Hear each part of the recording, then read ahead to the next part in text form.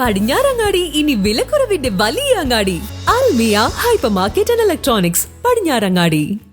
സംസ്ഥാന ആരോഗ്യ വകുപ്പിന്റെയും കൊപ്പം സാമൂഹികാരോഗ്യ കേന്ദ്രത്തിന്റെയും സംയുക്താഭിമുഖ്യത്തിൽ ഈ വർഷം ഹജ്ജ് കർമ്മത്തിന് പോകുന്നവർക്കായി ഹജ്ജ് വാക്സിനേഷൻ ക്യാമ്പ് നടത്തി.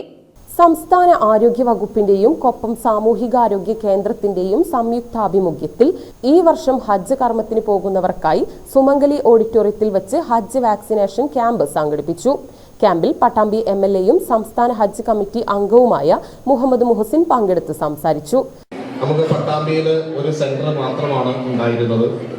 അത് പട്ടാമ്പി താലൂക്ക് ആശുപത്രിയിലാണ്.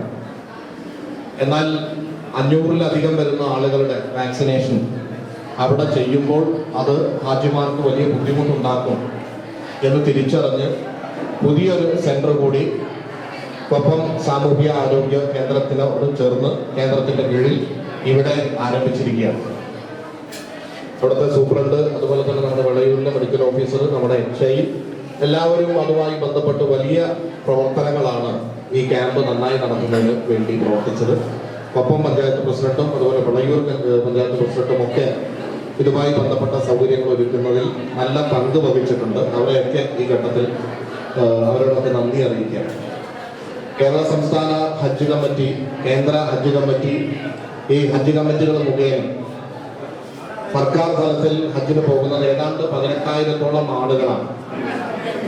കഴിഞ്ഞ വർഷങ്ങളിൽ നിന്ന് വ്യത്യസ്തമായി ഏറ്റവും കൂടുതൽ ആളുകൾ പോകുന്ന വർഷം കൂടിയാണ് ഈ വർഷം. കൊപ്പം ഗ്രാമപഞ്ചായത്ത് പ്രസിഡന്റ് ഉണ്ണികൃഷ്ണൻ, വിളയൂർ ഗ്രാമപഞ്ചായത്ത് പ്രസിഡന്റ് ബേബി ഗിരിജ, വിളയൂർ പ്രാഥമികാരോഗ്യ കേന്ദ്രം മെഡിക്കൽ ഓഫീസർ ഡോക്ടർ സിദ്ദിഖ് എന്നിവർ സംസാരിച്ചു.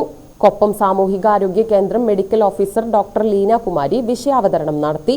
ഈ വർഷം ഹജ്ജിന് പോകുന്ന 236 പേർക്കാണ് കൊപ്പം സാമൂഹികാരോഗ്യ കേന്ദ്രത്തിൽ വാക്സിനേഷൻ നൽകുന്നത്. കൊപ്പം ഹെൽത്ത് ബ്ലോക്കിന് കീഴിലുള്ള ആരോഗ്യ പ്രവർത്തകർ വാക്സിനേഷൻ ക്യാമ്പിന് നേതൃത്വം നൽകി.